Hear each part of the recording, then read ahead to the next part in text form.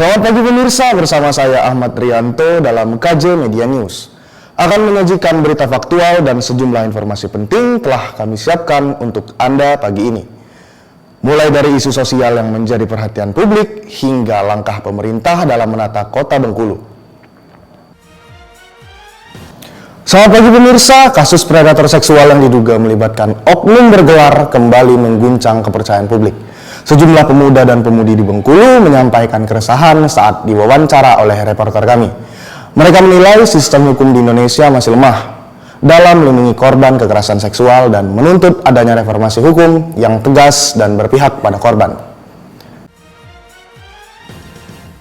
Pada saat ini rekan saya Yogi Pratama sudah berada di lokasi Kandang Limun untuk mencari tahu bagaimana tanggapan masyarakat terkait kasus predator seksual yang kini menggerus kepercayaan publik terhadap penegakan hukum di Indonesia. Baik pemirsa, saat ini saya sedang berada di Kelurahan Kandang Limun, Kota Bengkulu.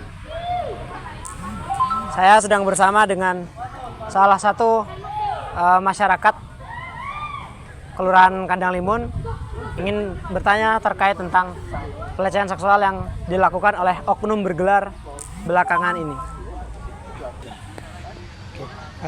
Baik, pada Bang Zaki, bagaimana tanggapan masyarakat Kelurahan Kandang Limun terkait dengan oknum bergelar yang marak sekarang terjadi pelecehan seksual terhadap masyarakat?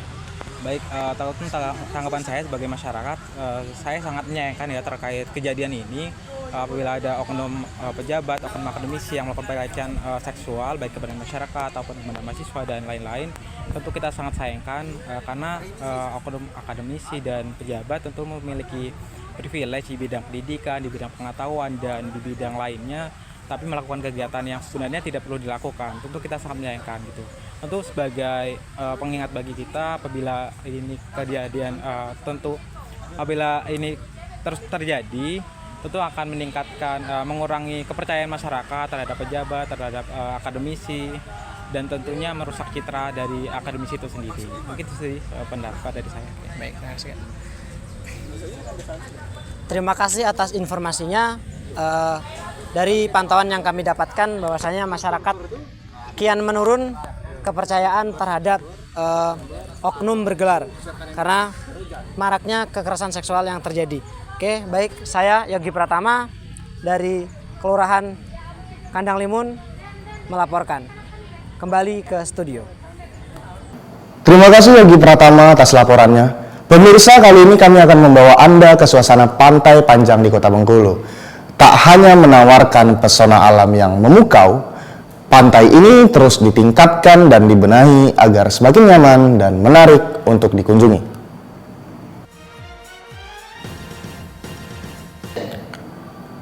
Rekan saya Lara Anja Deralita saat ini telah berada di Pantai Panjang untuk melaporkan langsung suasana dan fasilitas terbaru yang menambah daya tarik destinasi ini. Baik, terima kasih Ahmad Rianto. Saat ini saya sedang berada di daerah Pantai Panjang Kota Bengkulu. Pantai Panjang Kota Bengkulu merupakan salah satu tempat wisata yang sangat diminati oleh masyarakat Bengkulu. Pemerintah daerah setempat terus-menerus berupaya untuk mengembangkan daerah sini agar menjadi salah satu wisata yang sangat diminati oleh masyarakat setempat maupun pelancong yang datang kemari. Salah satunya dengan perbaikan gazebo serta perluasan lahan parkir. Baiklah pemirsa, saat ini saya sedang berada di Pantai Panjang Bengkulu bersama Mbak Sonya dan Mbak Naila. Kira-kira pendapat Mbak Sonya sama Mbak Naila nih, kalau dengan perubahan yang terjadi saat ini, kira-kira itu bakal mendukung atau malah menjatuhkan? Boleh Mbak?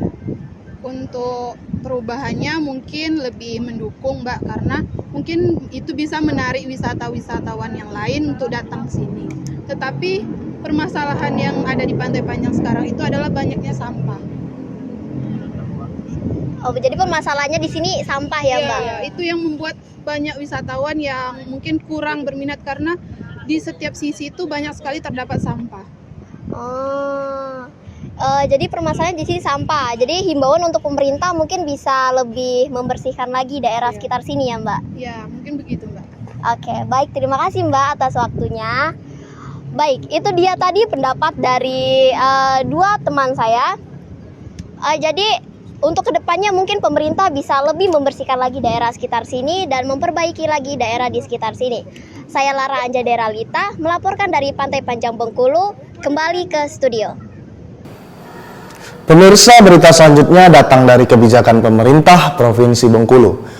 Gubernur Helmi Hasan tengah mengkaji larangan bagi siswa membawa kendaraan bermotor ke sekolah. Kebijakan ini dipertimbangkan setelah terjadi insiden kecelakaan siswa di Bengkulu Utara dan terinspirasi dari kebijakan serupa yang pernah diterapkan oleh Deddy Mulyadi, mantan Bupati Purwakarta. Untuk informasi lebih lanjut, rekan saya Tania R telah berada di kantor Dinas Pendidikan Provinsi Bengkulu untuk melaporkan langsung dari lapangan. Baik, terima kasih Ahmad Rianto. Saya melaporkan dari Komplek Dinas Pendidikan Provinsi Bengkulu. Pemerintahan provinsi saat ini tengah mengkaji kebijakan pelarangan bagi siswa membawa kendaraan pribadi ke sekolahan.